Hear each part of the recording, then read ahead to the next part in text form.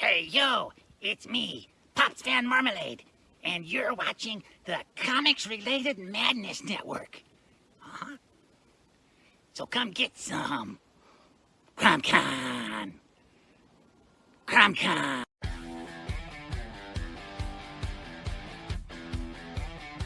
If you're a fan of comic books and comic book conventions, Daytona Beach Comic Con needs to be on your list of must-attend events. It's a show that actually focuses on comic books. Imagine that! This year's event is happening on Saturday, September the 6th, and Sunday, September the 7th. Silverline creators will be there, so we'll see you at the show. If you find yourself in the Orlando area, and let's be honest, doesn't everyone come to Orlando for the House of Mouse? Head over to Coliseum of Comics to get your comic book fix. Be sure to check out their location on East Colonial Drive, where they carry a wide selection of independent comics, including Silverline books. Stop by and don't forget to tell them Silverline sent you. Hey, if you're an independent comic creator looking to get your comic printed, look no further than Kablam Digital Printing. They print our comics and do a fantastic job. They can even print special edition covers.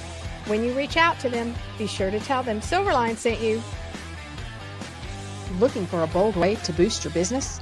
Advertise with Silverline Comics, reaching readers across the U.S. and around the world. Affordable rates, passionate fans, and national and international exposure, all packed inside thrilling, action-packed comics. All ads must be PG-13, perfect for reaching all ages. Spots are limited. Grab your ad space today and become part of the adventure. Silverline Comics, where adventure lives and your brand thrives. Email us at silverlinepublishingllc@gmail.com for more information. And make mine Silverline. Hi, this is Tim TK, host of That Silverline Show on Tuesday. Join us at 11 p.m. Eastern, 8 p.m. Pacific every Tuesday night as we discuss pop culture and the joys of making comics. Hi, I'm Barb Kilber, co-host of Silverline's Wednesday Wham. Join us each Wednesday nights as we discuss comics, literature, movies, and anything else that may catch our attention. I'm Roland Mann, and I host Silverline's Silver Sunday. Join me every Sunday at 8 p.m. Eastern as we make mine Silverline.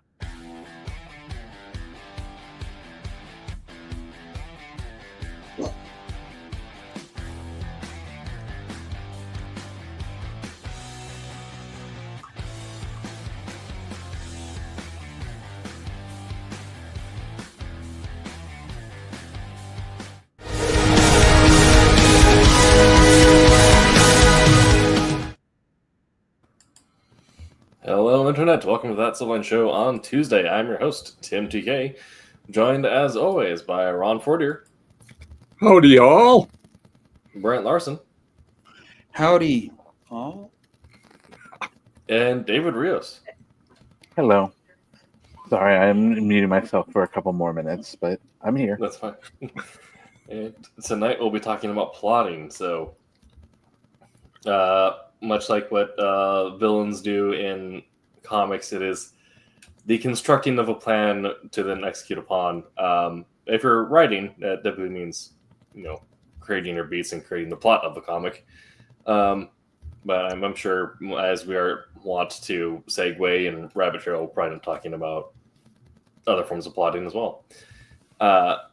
And that's what we discuss tonight. I will try to avoid referencing things from Fantastic Four or Superman to avoid giving away spoilers. But I quite enjoyed the pacing of them and the plotting they're in. So there's some reference for you guys.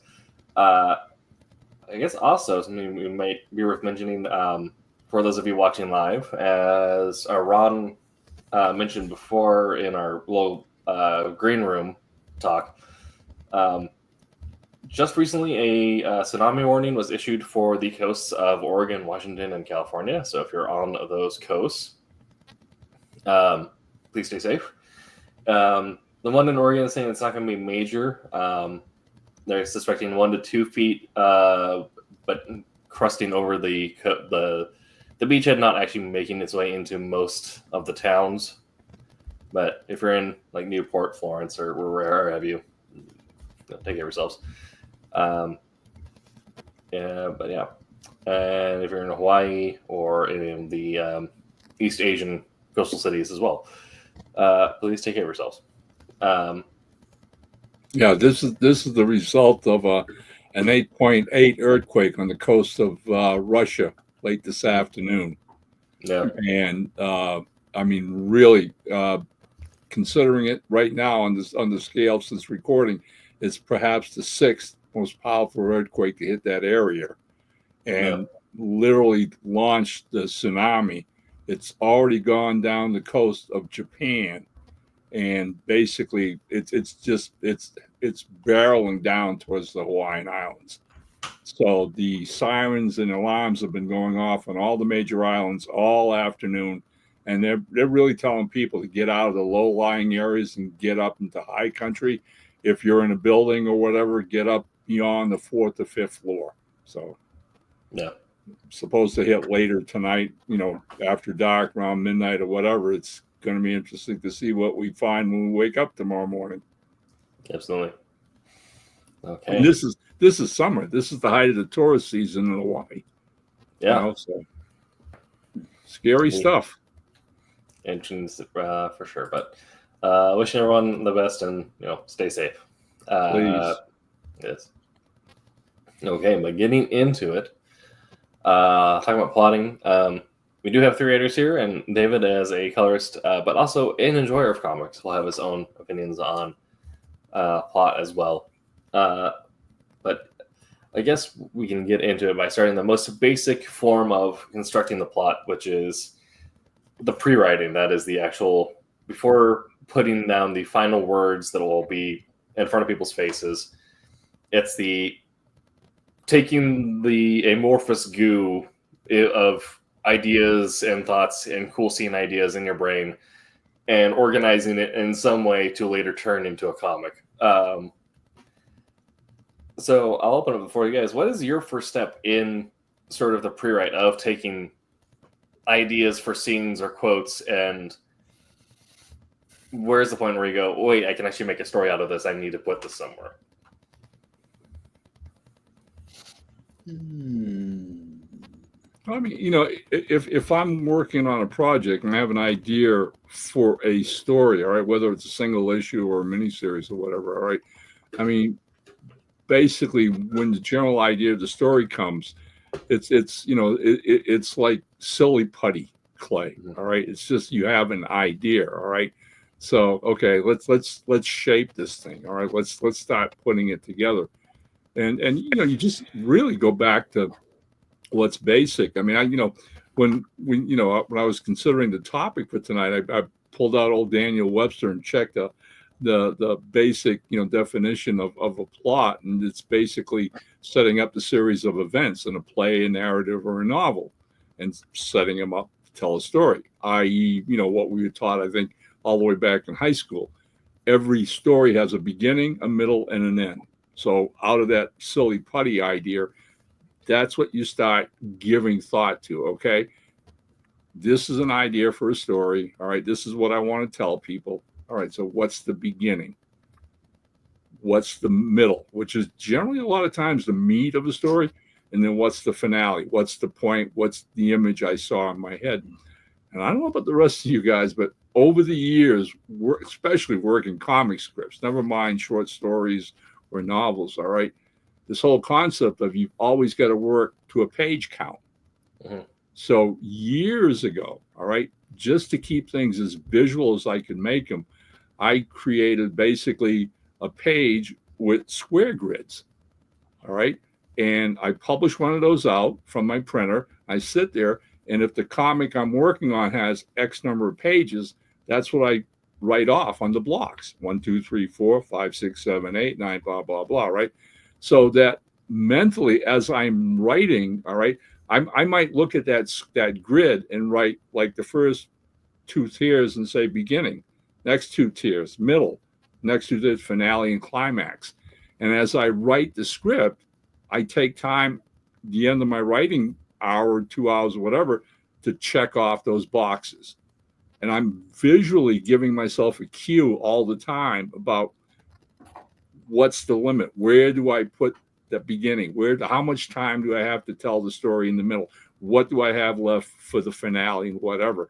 And that visual cue I have found is really, really helpful, because a lot of times without that kind of thing, you can be sitting there writing page 1, page 2, and all of a sudden the story's running away from you. Mm-hmm. All right. It's like, oh, I hadn't thought of this incident. This is really cool. I'm going to write this. Okay. And hadn't thought of this, piece of action. Oh, I'm going to write this. And all of a sudden, like you're not even 60% done your story, and you're at page 19 or 20. All right. So that little square grid kind of thing is, every time I'm writing, I've always got a reminder. Okay. This is the allotted page. You've got to tell this part of the story, whether it's the beginning, middle, or an end. So that's one of my tools.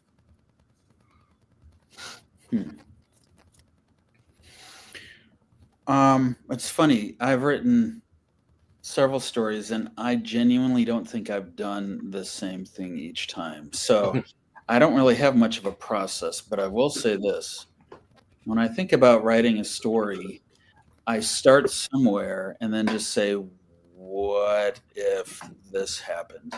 And I remember reading a piece of advice in some writing journal or something like that, almost that when you think of the way something should go, immediately axe it and think of something else, and then immediately axe that.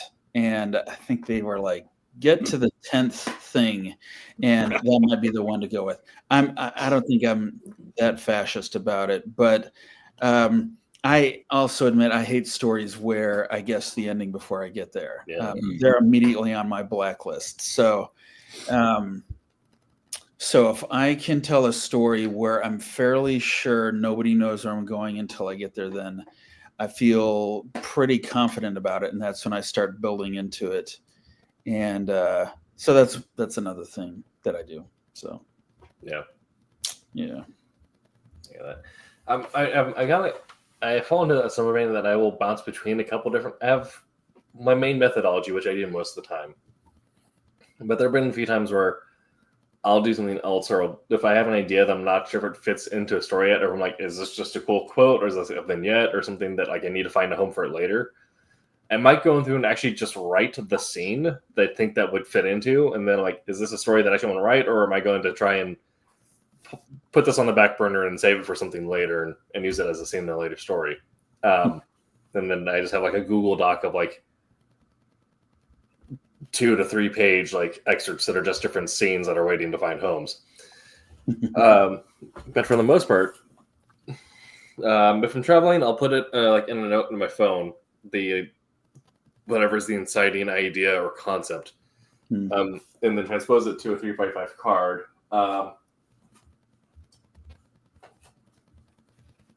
And just kind of like bullet point out the important details of it all. And just so I have it in there, and then eventually that all gets smushed together into my murder board that I said I'd bring out. This is cut down. This is a cut down thing because I've taken out cards of it because this is for a book I was working on that I have since finished. And these just remain cards for it. But starting out in the leftmost, I have my inciting incident because I try not to start with a prologue or with a like opening sequence. The opening sequence I feel like should always be in service of the inciting incident, because no one wants to sit at the movie for 15 minutes and wonder where we're going. Yeah. And then the 3 beats that come immediately after that, I got rid of stuff here.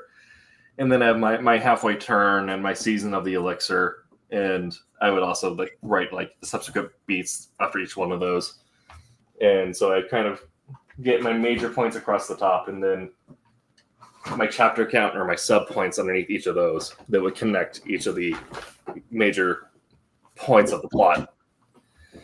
And so it helps kind of my brain organize that into what later becomes a Marvel self-script, and then later full script of working out the structure of it all, right? As Ron said, it's the series of events that unfold or the domino into the story that then people can ingest. A good question to ask is like, there's the classic, are you a plotter or are you a pantser? And I have, in other words, do you ride by the seat of your pants? And I know the answer. I'm a plotter. I cannot ride by the seat of my pants. I have to have a logical idea of where I'm going, which means I have a loose idea of a plot. I do try to keep it loosely, because there are times when I will realize what I'm writing is probably not something I'd want to read, and then I need to maybe rethink something. But I have to know at least a loose destination, and very likely the end point also. Otherwise, I will just spin around for a really long time. I've done that more than once. It's maddening. So yeah. The way I kind of think about that question is almost, do you prefer pre-work or post-work? Because I feel like if you're a pantser, usually you'll write out your script, but then you'll spend more time in edits, going back and revising that, because your script is the idea, and then you're going through and doing what Neil Gaiman says of making it look like you knew what you're doing all along. The way that I think that you and I both do it is by taking these notes and then converting them into one style of other structure, and then converting them into another style structure. You've more or less already gone through 3 sets of revisions of macro points in the process, because as you're writing something down one way and then writing it down in another document, you're giving your brain space and time to reflect on what you've done, to say like, actually, wait, no, this is dumb, I'm going to change it here. Or you're going to create new connections, or by the time you've written your ending a third time, you're like, this is actually feeling really trite, so now I know how I need to rework this. Yeah. Well, I think, I mean, of all the scripts I've written over the years, there's this point where, and if I were to, answer myself, or describe myself, I'd say pantser, definitely. All right. I have way too many friends who get caught up in plotting, and I mean caught up in plotting. All right. So that by the time they actually sit down and write the damn script, they've already written it 5 or 6 times. All right. And sorry, there's a spark of creativity that I like writing, again, from the seat of my pants kind of thing, to the point where if I didn't have this talent at all, there's an intrinsic plot gene, I think, born of story writers. It's there. I know it's there because I've done it. All right. I've literally written with an idea for how this tale was going to end, but not a clear roadmap of how to get there. Okay. And as I'm writing, again, without a whole bunch of copious notes or whatever, my more concern is the format, the media. All right. What I'm giving an artist. How many pages do I have to tell the story? All right. Again, is it single issue? Is it multi? Is it a mini series? Then man, that's a whole other, McGill all by itself. I mean, I can remember times working, for Now Comics and finishing up a couple of scripts. At the time that I wrote them, the directive was, okay, monthly comic, 24 pages each script. Fine. You write them, you get them done. And then like 2 days before you're going to mail it into the editor, you get a call and the editor says, oh, well, there's been a little change here at editorial office. We're kind of strapped for cash, blah, blah, blah. And I'm, okay, so what? Scripts have to be 22 pages now. Oh, I mean, I've got a 24-page script. You want 22 pages. All right. Let me tell you, prior to the advent of the internet and computers and whatever, if you were writing on an old-fashioned Smith & Corona and writing a script and sending it out, I mean, you have a problem on your hands. Luckily, most of my career hit about the same time the internet came into being, computers came into being. All right. And so problems like that, challenges like that was a case of, okay, pull the damn thing up on your screen and start going through it and going, okay, you know what? Every panel you write in a comic book, every story in a comic book is just a series. And we're talking, this goes back to our topic. It's nothing but a series of panels. All right. Never mind how many on a page, how many in the entire comic. And where do I lose panels that will lose pages? And tighten up the script, tighten up the captions, tighten up the the dialogue balloons, and lose those 2 pages and still tell the same story. And so you start to learn how to edit, whether you want to be an editor or not. Yeah. You learn the concept of economy of words. All right. And again, hit you over the head with a sledgehammer. It's a visual media. Mm-hmm. One of the things that I've developed over the years, regardless of it's the fact that I don't plot all that much, before I finish the script, before I send it into any editor or publisher, I go back over it again and again with the idea of cutting at least 50% of the dialogue I put in the original version. All right. The less dialogue you have in a comic book script, in the end, the better that story is. It should be the artist who shines. People should read your words and appreciate the story. But if you've got word balloons that fill half a panel, give me a break. All right. This is a visual media. Growing up, you instinctively get this if you love the media. Because growing up, I can remember by the time I was in high school, all right, reading comics, and there were certain writers who worked for Marvel and DC who were so verbose, it was insane. All right. Yeah. And every page, you could barely see the artwork. And I'm like going, where's the editor? All right. This isn't a comic book. If you want to write a prose novel, go write a prose novel. But if you're so in love with your words that you got to have every single one of them, find another way to write, find another media. Yeah. I mean, I love Claremont for what he did for the X-Men, but I get the same feeling where I cannot go back and reread a lot of his comics because I feel like he has taken a novelization of the X-Men and then put it on the page, just in the length of caption, the length of dialogue bobble. For me, X-Men really came to life with Brubaker, and then again with Hickman, in the way that they're able to tell a character in a way that with the dialogue and the way that the plot naturally twisted and turned, it allowed the characters to shine, but then the artists got a lot of space to bring them to life on the page. And it really kind of blessing as a paddock. It kind of the same thing is something I've learned in like the classic novel writing experiences. Write your story and then cut the first 2 pages, right?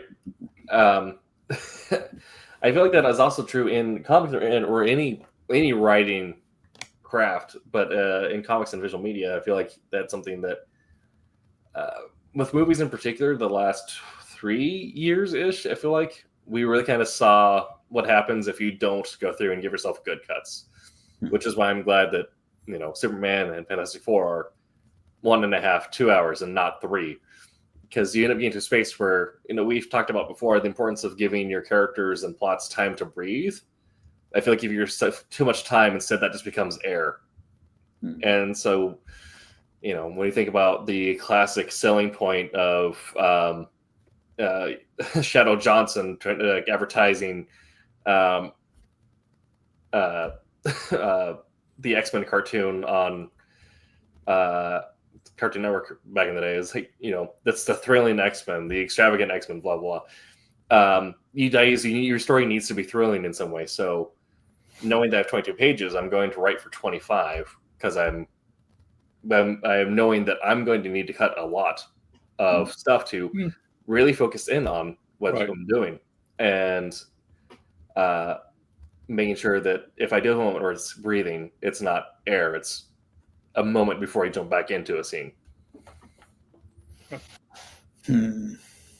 Yeah. Yeah, your words are going to take up space. I mean, it's I've taught classes on comic writing at a local community college here in the past few years, and that's one of the things I tried to drum into all my students is the fact that again, when you finish a script and you go back and you look at it, all right, make sure the words that you use tell the story, but don't get repetitious. If one sentence told it, you don't need 2 sentences, all right? I mean, basically, again, it's every single word that you leave on that script, some letterer is going to have to find a place to put, and it's going to take up artwork, all right? How much artwork do you want to take up? All right. Again, you're going to lose what the media is all about. All right. I'm not a big fan of the Marvel way of writing, but then again, I see for certain writers, all right, who can't get this fact down pat, it would probably be a good lesson for them to write Marvel style, only for the fact that they could see the finished artwork and then have to write captions and letters. And maybe then the light bulb would go on. All right. Yeah. But again, your script should be so economically trim and small. All right. It's the skeleton. Your writing is the skeleton of the story. But hey, man, the meat, the muscles, the look, the feel is the artist. It's the visual storytelling. All right. I mean, nothing drives me crazier than to see a script where you open a page and there's the sun coming up over the valley and the caption reads, "It was sunrise over the valley." Really? I couldn't have figured that out by myself. The artist isn't telling me that right now. Okay. It's like, again, it's just, if you're a writer and you have an ego the size of the moon, like I said, go write a novel, please. All right. Do yourself and the rest of us a favor. But if you love comics, then understand primary storyteller is the artist. Secondary storyteller, whether you like it or not, is you, the writer. Yeah. There's a really good example. I don't know if anyone else have read this, but I think David might have. But in X-Men of last year, not the Uncanny X-Men, but the X-Men side series that's tied into it following Scott Summers' team. There's a moment where they're doing a flashback to how they got set up in their factory in Alaska, where like the old Master Mold factory was. And after like the X-Men have fallen, Krakoa was no more, Magneto finds Scott just drinking like in his old family lodge, and they have it's a really good scene, but we have one line or one like panel with one line of text bubbles that conveys everything that you can tell that's where the scene is working towards, and then from there the scene works towards the next thing. There's no laboring the point. It is, we work here and then we say what needs to be said and then we work our way to the next scene. Where we have this moment where Magneto essentially turns to Scott and says, like, "You were a warlord when you were a teenager because Corsair made you one. I was a victim when I was a child. We both are men of action. We don't get to sulk." And then we just moved on to the next point, and then from there you get the conviction in the characters to rebuild the X-Men. And I thought that's just such a great way of conveying everything that makes up these two characters and why they are the leaders they are. Yep. And it's done with one panel and 4 or 5 text bubbles in there that only have a sentence in them each. Oh yeah, I mean, you get knowing your characters inside out. I mean, is crucial to any kind of storytelling. Yeah. All right, to the point where even to the point where you can set up scenes and sequences where ultimately, if you know the character that well, dialogue, captions, whatever, you can do silent panels. Yeah. Whatever their habits are, all right, whatever their facial expressions are, right, and working with an artist to get points across. And sometimes silent panels will do a heck of a lot more than whatever you could put, words or captions or balloons about. If you know the character that well and you've set it up in the story enough, the reader will pick up on it. They'll get it immediately. Yeah. It's the to reference a Fantastic Four thing because it's timely, but not spoil the movie. The Hickman run of Fantastic Four, where you get a silent panel of Reed walking past the kids in the Future Foundation, and then another silent panel of him gone, and then a silent panel of his head and neck stretching back in to watch over the kids. No dialogue needed. You just got to let the artist like Sosa do his thing, but you get to know like this is Reed Richards. He's not going to be a helicopter, but he is going to watch after the kids. Yeah. Exactly. Huh. You do also need, I mean, those character moments are really fun. And with comics, since you have all these crazy, bizarre characters with bizarre powers, that makes it even more fun. But I've also seen it go the other way where you had characters who, like the artist and the writer, felt the need to show them drinking coffee for one page. Mm-hmm. And then you're like, I think this made a lot more sense in your head because, I mean, like Ron said, it is a visual medium, which means that you really have to show something. Mm-hmm. So Mr. Fantastic's elastic powers making it easier for him to spy on the kids is fun to watch. But a guy in a police station drinking coffee as he's talking to his lieutenant, and you're just like, oh man, I bet you could have found something more interesting to look at as they were describing what was happening. So Absolutely. And that's something also that kind of gets to the point of like, you cut it down because you don't want that breath to turn into just dead air, right? And one of the things I find crucial to keep in mind is the idea of Chekhov's gun. In comics, everything needs to be Chekhov's gun.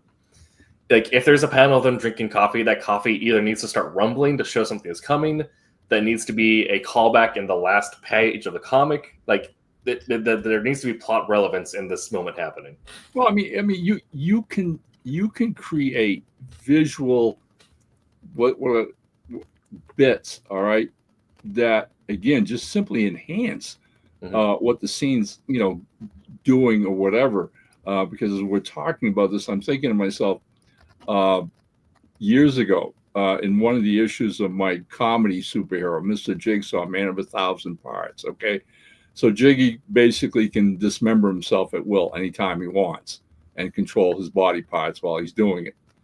And I can remember writing a scene where it's morning and he's in his own kitchen and a friend has stopped by to see him, and because the coffee thing was tripped it off. So Charlie Grant, Mr. Jigsaw, offers him a cup of coffee, brings it over, he gives it to him, and then sits down across the table from him. So now we're going to have like a half a page of dialogue between two characters just sitting there over a kitchen table, right? But then again, I'm saying to myself, well, wait a minute, okay? I've got a character here who can dismember himself. All right. Mm-hmm. So once Charlie gives his friend a cup of coffee and sits across the table from him, he literally dismembers one of his arms and starts hand wrestling with himself while he's talking to his friend. Yeah. And again, that's why, and it gets the chuckle. All right. I'm getting across the story. The dialogue's taking me where I want to go. But what was a static picture is now fun because I've got this oddball character hand wrestling himself visually. Okay. It's just a cue and boom. And those are the kind of little things that you learn to do to keep pages exciting and fun for the viewer. Whether something's happening or not, there's ways to make that happen. And I think that's also a point that like Ben Piercy makes, which is putting the exclamation point on something, which is if you have a visual gag or you have a moment, find a way to put an exclamation point on it, which is the thing that like makes it unique, makes it like this is this character doing their thing, right? So it's not just two characters having coffee. It is a character having coffee and showcasing who they are.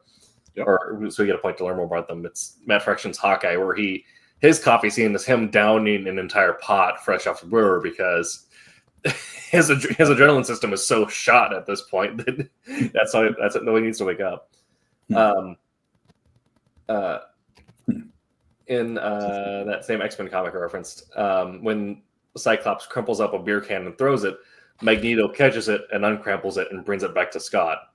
Right. So we have the drinking scene, but we get to see we get a visual metaphor in there as well of Magneto returning what's broken to Scott.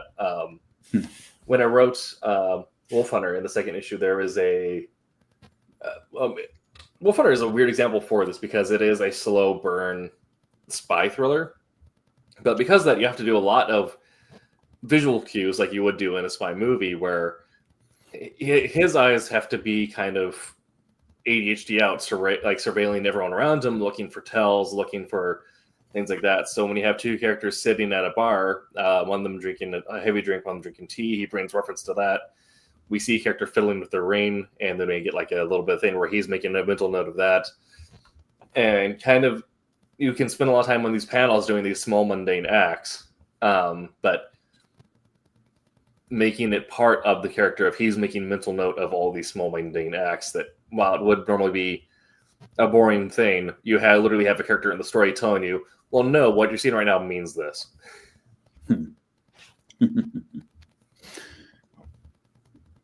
Trying to think when I've done that.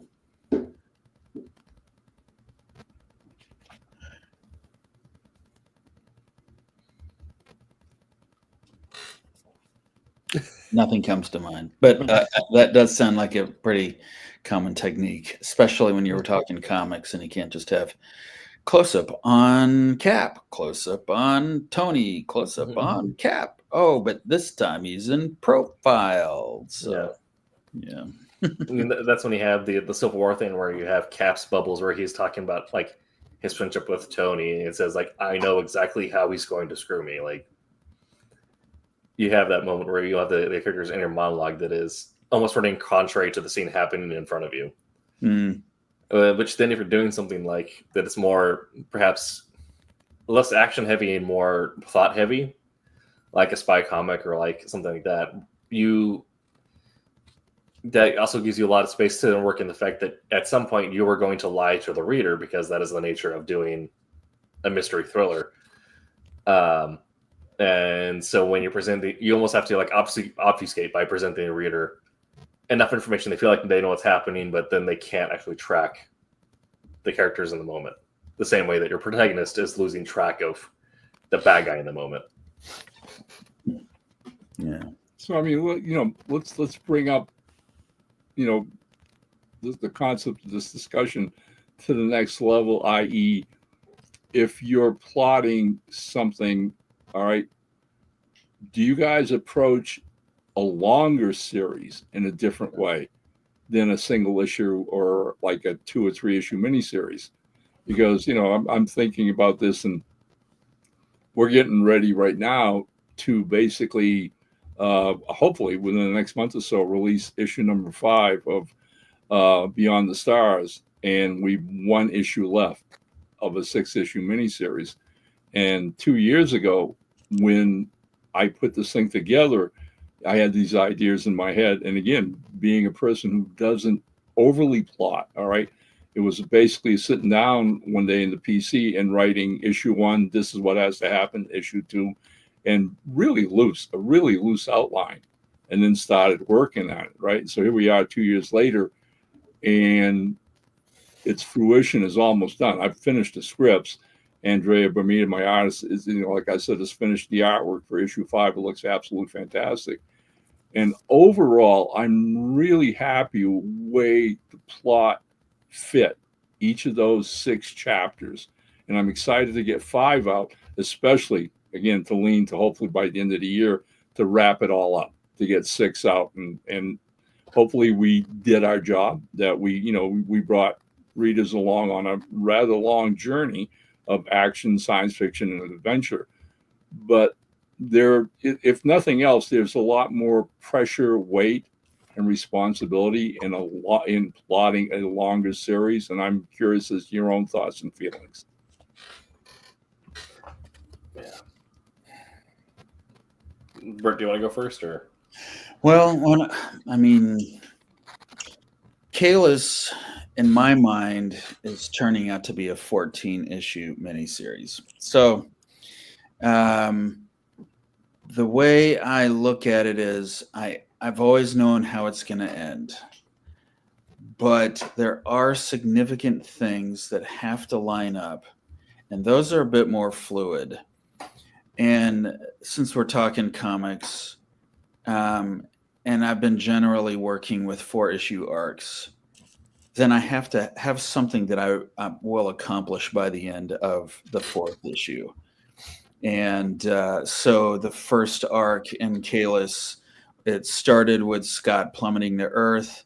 And in that issue, you also have a terrorist who is plotting to take over Anaheim Stadium, or Angel Stadium. So by the end of that, Scott saves everyone in Angel Stadium. Okay, so you have the setup and then you have the payoff, but you don't have so much of a payoff that people are like, okay, well, I don't really need to continue reading because I have full catharsis. So in a weird way, I'm trying to give people a reason to be happy, but also slightly dissatisfied so that they will want to keep going. And it is kind of the weird nature of comics. And to be honest, I know people really love one-shots. I do not. I love the idea of a multi-episodic story. I think that's when comics really fire on all cylinders. So having to think in terms of arcs that move you where you want to go, but also create pockets of catharsis along the way is really kind of that's the sweet spot, I think. So Yeah, I feel like I'm kind of like in some way, but not in other ways. I hate the feeling of getting a 22-page floppy and feeling like we have done one beat. I'm just like, I feel very let down by this. I think this is very clearly just moving towards a crossover event.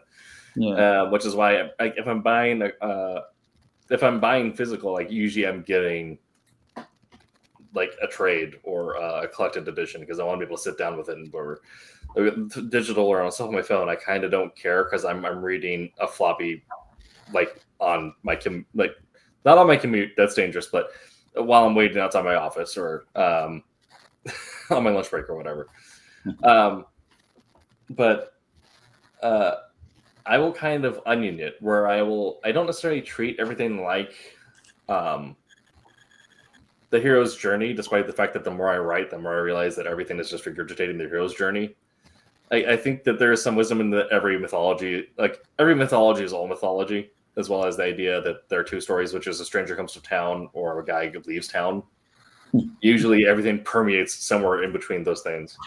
Or the meme variation, which is it's either a man leaves town, or a stranger comes to town, a man leaves town, or Sharknado, in that you just bring a concept so absurd that you kind of abandon all sense of literature and we're just having a silly time, and that's where I think the Naked Gun movies are. But I will treat everything where I won't necessarily do like a hero's journey, but I will find some permeation of understanding what twists that in the story that I want to read, what twist do I want to have thrown at me? Like when we're telling the story, like, okay, we have this, we have the cataclysm, we have the false death and the resurrection, we have kind of what I did here with Molly, where like the season of the elixir is seizing the nanomachines, right? You do some permeation thereof. And then that's my 6-issue, 12-issue arc or whatever. And then when I go to issue by issue, they're going to have their own up and down arc within it. So we will leave at a different place that we started at, but it's still a complete resolution of what we need to accomplish here. So if this is someone's first and only comic in that issue, they're like, I have no idea what's set up here. We just know that a soul is fighting Mars on the moons of Jupiter. And we start with the conflict starting, and we end with Soul leaving victorious in some way, going on to do the next thing. And I can't remember. It's not Mars. It's the Ascendant of Mars. I forgot what I named him. We'll find out in Soul Ascendant next year. But that is the idea, is that I want to have, if that's someone's only exposure to it, is these 22 pages. I want them to have threads that, like, I want to know what happened before and I want to know what happened after, so they can feel it. But if they don't want them to feel like it's incomplete, or like I just kind of will string them along, right? I don't want them to feel like I'm some jaded manic pixie dream writer who's just going to string them along through their senior year of college without presenting them with a full arc. Huh. Yeah. You want readers to feel comfortable in that, you're not just spinning your wheels, okay, Mm-hmm. regardless of anything, okay, that you're not just making this up ad hoc, all right, and that there is a purpose to this, sequence, to that sequence, to this next connection, that there's ultimately going to be a payoff. All right. Mm-hmm. And I think that's the goal all of us writers have when we sit down in front of that blank screen and start putting words down on paper. I find it fascinating, and I alluded to it earlier when we were talking about it, because if you have a storytelling gene built in you, all right, it's this innate desire to take structure and form out of chaos. And that's what storytelling is. That's what we go back to the definition of plotting, all right? So that we bring a bunch of characters together, we create a setting, a background, or whatever, and then from that chaos, we shape something, all right? There is a story being told. One of the things I find a lot of fun, again, is that how honest you are as a writer in creating your stories. You will ultimately, regardless if you're a master plotter or a pantser or whatever, end up tripping over nuggets you didn't know were there. Okay. I mean, I years ago did a 5-issue miniseries for Caliber Press, an alternate world adventure called The Boston Bombers. And my inspiration for it was I wanted to do something like the old cliffhanger serials, where every issue would end with some kind of a cliffhanger for my heroes, right? And in I created this massive alternate world with all different socio-political difference. My heroes were a group of girls and who were aviatrix, et cetera, et cetera. And so I work out the system. I was excited by the idea. I think I wrote 5 scripts in 2 weeks. Packaged the whole thing up, sent it to the late Gary Reed at Caliber. He went ape over the scripts and signed on, got a script and an artist, and voila, away they go. Well, the book gets published, the issues start coming out, and I'm reading them. Now, here's the thing, and a lot of people will think I'm just like jerking them around, but I'm reading the comics, and I'm suddenly seeing a subplot that wove its way throughout those 5 issues that I hadn't actually crafted as such, but it was there. All right. It was literally part of these characters, but another story that doesn't get told in the first arc. And so you wrapped it up. 5 issues, it's done. The book's out there. Okay.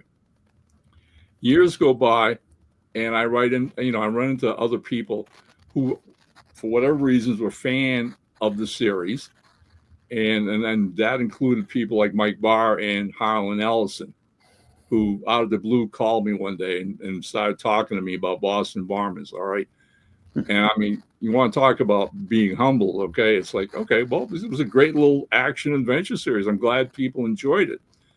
But my buddy, Rob Davis, the artist, was deft enough to pick up on that little subplot that never got fully realized. And for the last 10 years or so, Rob's been like beating the hell out of me going, you got to finish this story. There's more story. I know there's more story. I've read it several times. There's something you're not telling us. And it wasn't planned. As God is my witness, it was just the story innately, organically being told. And so now, 25 years later, because I made Rob commit to drawing this thing, if you wanted to see it in print, we're writing Boston Bombers Volume 2. And that hidden plot layer that just came out of the whole story is now being told and wrapping everything up. And that's a rush. As a writer, a creator, right? You have that front story, but these things do happen. Okay, and that to me is the magic of writing. Mm-hmm. That's something that happened with Wolf Hunters that I've already kind of planned on a couple different side series that could happen just with the natural leaving of you, because we were talking about this in our world building episode, but when you're creating a world, it needs to be interconnected in some way beyond what's just present in the story, because it's a world that people are in theory living. History's happened. Yep. And so these characters are going to have ties to things happening outside the story that you can then later as a writer pull on to create new story or new arcs. so one of the characters that's pivotal in Wolf Hunter issue 2, you mentioned, is a Romani refugee who escaped to England. And so things kind of like we end up mentioning with like her thing is the fact that the Romani are targeted by the Holocaust, and a lot of them are sent off to Warsaw. So if we wanted to deal with stuff in her family, I could write a follow-up series about the Warsaw Uprising, which I kind of want to do, because it's also just a really interesting story that doesn't really get told a whole lot about World War II. Or her boyfriend, who is a French race car driver who was part of the French Resistance, because a lot of the mechanics and drivers naturally had a skill set that made them very good at being saboteurs. So the French Resistance were like, when it was like, hey, if you guys want to lay low, like, we'll get you into places where you can mess with stuff. And so they both, but we pick up with them after they've already been in England for some time and are dealing with the fact that the English also aren't necessarily the most welcoming people for people fleeing from Europe at the continent of Europe at the time. But if you want to, I can pull on either parts of the stories and either tell their own story, maybe like when she meets up with him in France and them during the early days of German occupation and joining the resistance, or going to dealing with her extended family in Warsaw, or maybe what his colleagues are doing, and they'll reference like what's happening in England. And so there's a bunch of different threads we can pull on that are all interconnected, and we've already have alluded to in some way, just the natural point of treating characters as if they're people that exist in a world that will have plot points beyond what's in 22 pages. Exactly. Yeah, you create something that's rich and you can mine for years to come. Definitely. I will say that is one of the funner things about writing, is that it is apropos because we're talking about plotting, but when you create a plot and you start writing it, and the further in you get, you realize you're telling a story you did not start out with, and it's thematically totally different than what you thought it was. And it starts to influence how you look at the whole world you've created, and that there are blanks there that you need to fill in. And the more you fill in, you start again realizing, I think it's diverged yet again. And that is when that's when I feel like I might actually not be terrible at this. There's other times when I'm really trying to push forward towards a plot point that I really want to make, and I'm like, this feels really stale. But then there's other times when the characters take over and they start doing stuff I wasn't counting on, and suddenly I'm like, I think this thing is about something else. It's really fun. That's also where we get into like something I think is unique to nerd fandoms in particular, but I think it also ties into a bit of human nature in the way, like, and how mythologies have developed, is that our natural wanting for lore in some way of, we want the expanded beyond what's just was we want to uncover all the corners and all the answers and get all the little things where, whenever you talk to someone about a comic character, both like it's going to start with like, oh, we were like this issue, we're like this issue, we're like this character did. Oh, did you know that they did this because of this? Like, oh no, what's that related to? Like, oh, it's related to like the power cosmic or what have you. And you get into this whole thing of uncovering all these little bits that make up the mythology of the world. And it's a thing where as a writer, and you get to a point where you feel like you've created a kind of a living mythology in your own storytelling, like that's when I feel like the plot transcends into a story, is the moment where like this is a living understanding of the world I've created. I remember one year, several years ago, a Christmas time vacation, that period holiday season, and I'm online one day, and this particular artist, his name I forget right now, but he basically gets on Facebook and says, hey, he says, I've got a challenge for all you writers out there. He goes, and this guy's been around for a while. He's been drawing for a long time and working on a lot of different series, but mostly crime, mystery series, all right, comics and whatever, all right. So he says, I'm looking through my portfolio tonight, and he said, I come across these like 6 pages, right, that he says I illustrated over a year or so working in the studio, whatever. Some have characters that appear in other pages, others don't, blah, blah, blah. But they're disconnected pages. They don't go together. They were never meant to be together. They were half ideas that didn't get developed.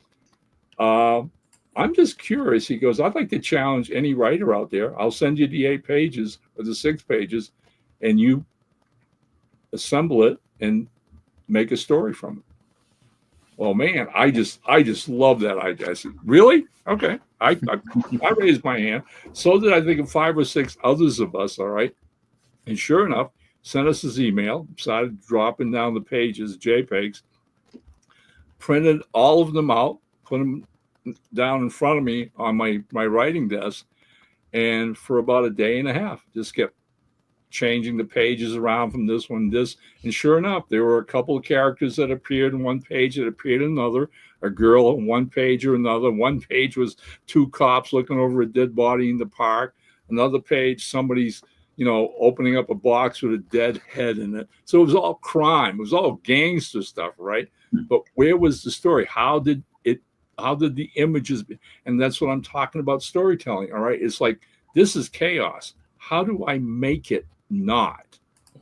And I finally, after 2 days, had the 6 pages in a way that I could tell a story. Sat them there and wrote a script and page this, page that, and sent it to him. He was blown away. He was like, this is insane. And he literally added the words balloons in the captions to what he'd already done, which was nothing. It was just images. But that idea of let's make, form from chaos. There you go. That's storytelling. Yeah. All right. We have been kind of talking at length here. David, do you have any thoughts since we've kind of dominated the show? Wrap it all up, Dave. Well, it is a show about writing, and I'm not a writer, so. No, I found a lot of it interesting. One of the questions that just kept coming back to me was actually a question for each of you. Have you ever at any point just decided to throw a random plot out there and just say, I'm not going to give this any thought. I'm going to throw a base out there and I'm going to see where this goes.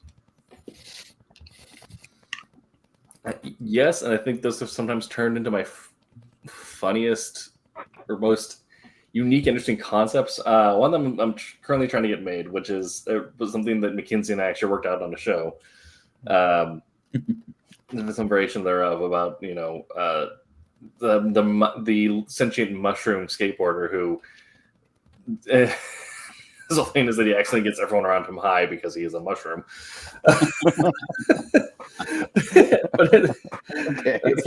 It's like kind of an idea of like you just kind of get like this, it's the Sharknado in the 3 forms of literature, right? Usually those are the ideas where it is like the most absurd idea of like, this isn't necessarily me trying to tell a thing. It's a thing that's happened in my brain and I need to get it out before it consumes me. I've had a few short stories that got published like that, and I want to get like a few comics out like that. But usually those are like the most absurd. I mean, and I do believe there's a market for them, and you can execute them well. A great comic series is Land Shark versus Aqua Bear or Sea Bear, whatever it was. It's just awesome. It's a great comic, but it is very clear one of the ideas like this writer just like had a manic dream and needed to put words on a page, otherwise he's going to like consume himself. Well, and one of the fun things too about, like, I remember Tommy Flormonti gave me an idea that he had. I can't even tell you what it is because I'm afraid one of you guys will steal it. But he just had a kind of a funny idea for a superhero, and it wasn't even my idea, but I went home and I couldn't get out of my head.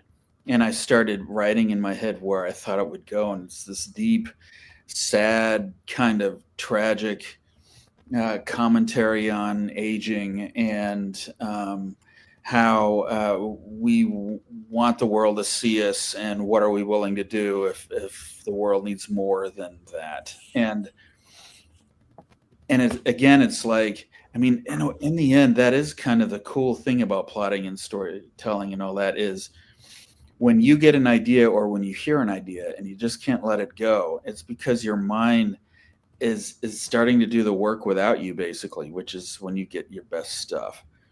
So being able to spot when that's happening and start to try to catch up to it, to your subconscious, basically, and that's when the fun really begins.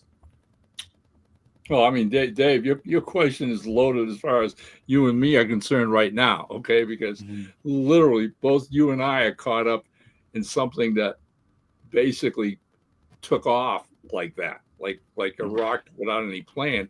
And that's the Ben Dunn pinup that he posted on Facebook a couple months ago of an old classic comic book character.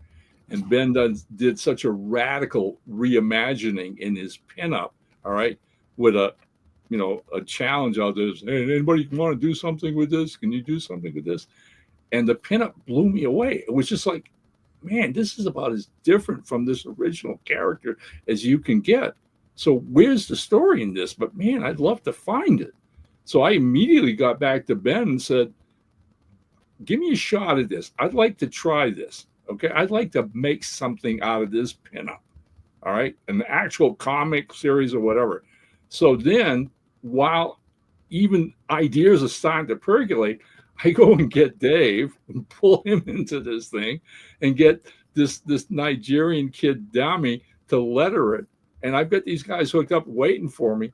And we start putting the pieces together. And suddenly I've got a script going. I've got a professional graphic artist who's willing to draw it for us. But it seems like every other day, with everybody contributing their own ideas and thoughts, it changes. I'm trying to get a cohesive image going. Issue 1 is done. Dave's doing an absolutely fantastic job on it, on the pencils and the inks that we're getting from our artists. But it is like maybe 80% of what I had in mind. It's going off on its own, and I'm just playing catch up with it right now. Well, it's nothing was relating specific to that. It's just listening to this past hour, or a majority of this hour, has been about carefully crafting and properly laying things out. And I'm like, well, what is this question of throwing things out where you had an idea and it just you just want to roll with it. And one of the things that also kind of drove this with me, when I went to San Diego Comic-Con last week, one of the panels that I had seen that I had kind of wanted to go to, but I did go to last year, was a panel with Xander Cannon. And this was a building your own mini comic. And he basically just started out there with the audience, and he's like, we're going to take and do a 4-page comic, and we're just going to plot this out right now.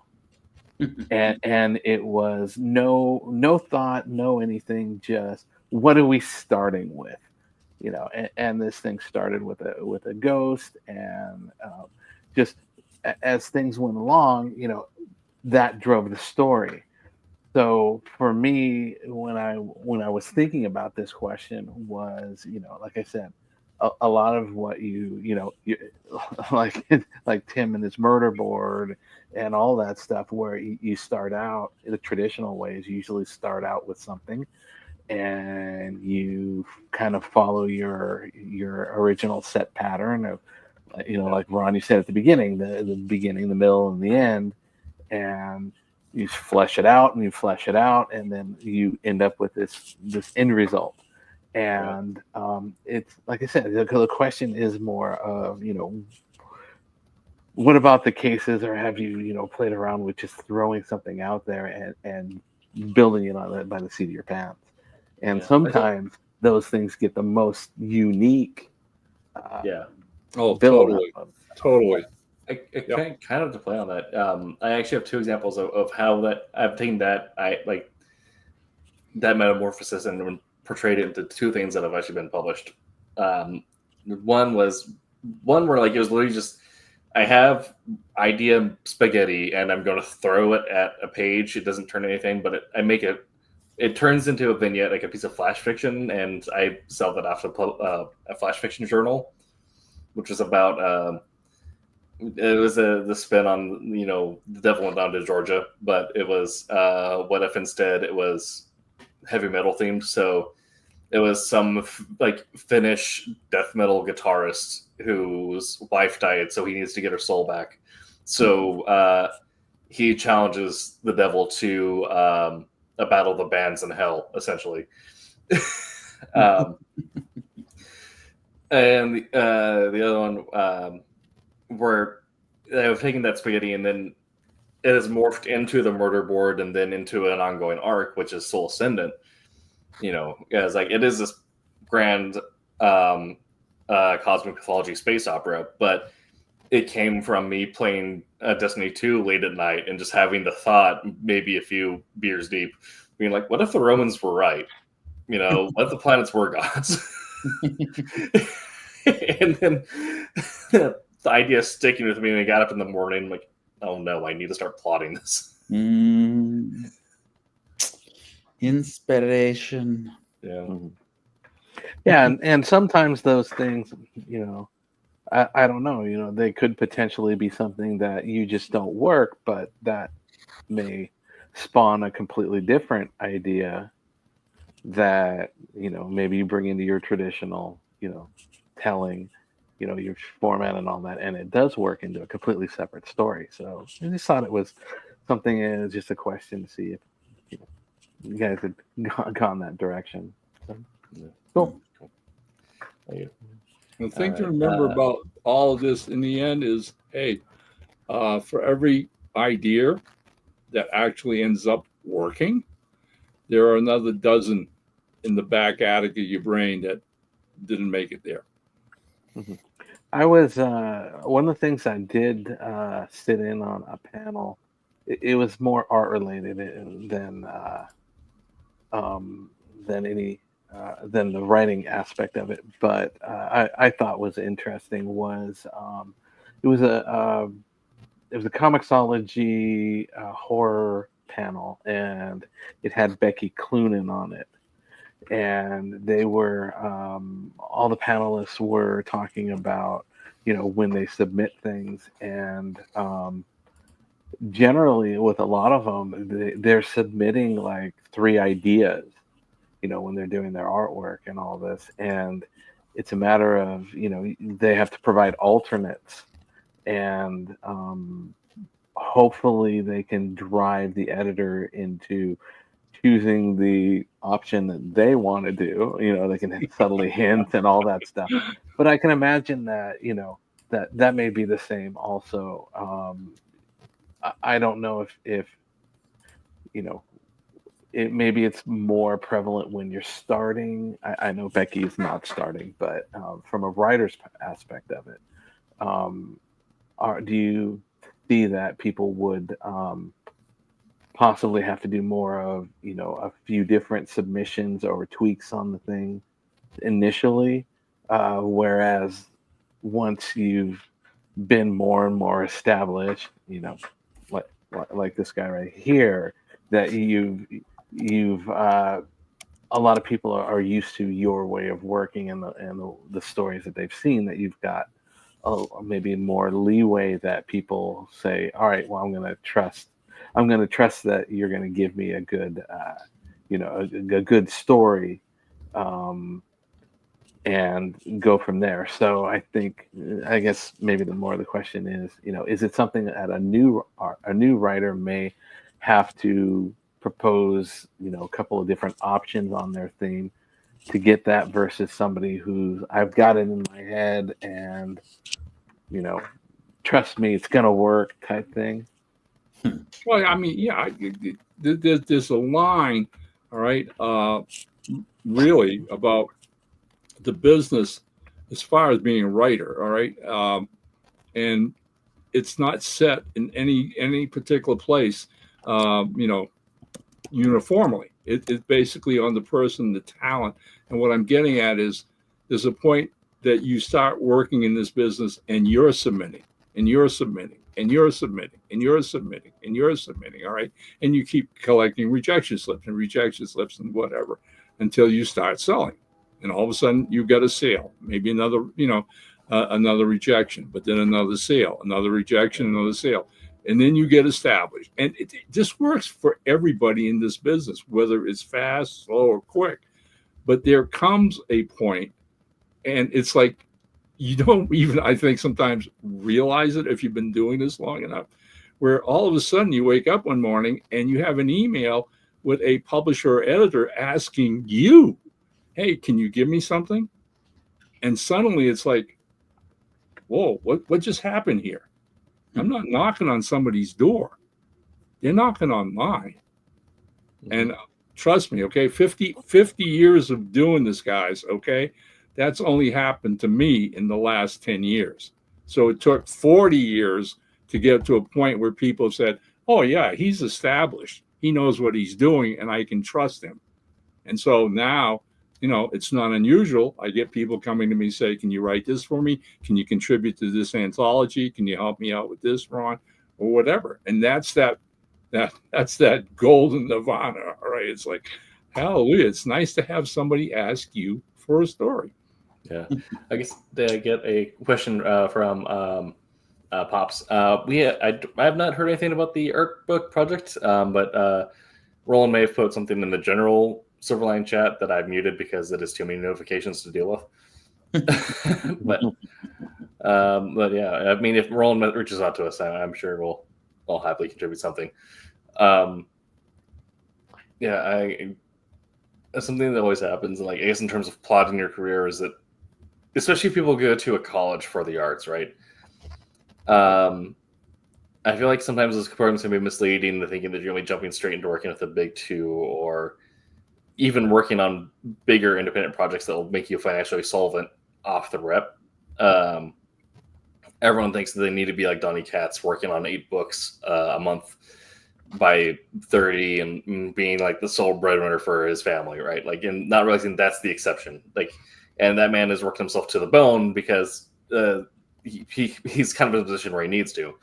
It's much more likely that you're going to be like Neil Gaiman or Gail Simone, where you are working your day job until you're 40, 50 and putting out scripts. Never give up the day job. Do not give up the day job. You're sending stuff out until something gets accepted, and then, in Gail's case, you get something out to DC, it becomes a bestseller. All of a sudden, you start getting other editors reaching out to you, and now Marvel's reaching out to you, and then Dark Horse, and now you're writing Red Sonja, and then you're like, oh, I can just I'm not at a point where I can retire. I'm going to retire and keep on working on this thing while collecting my pension.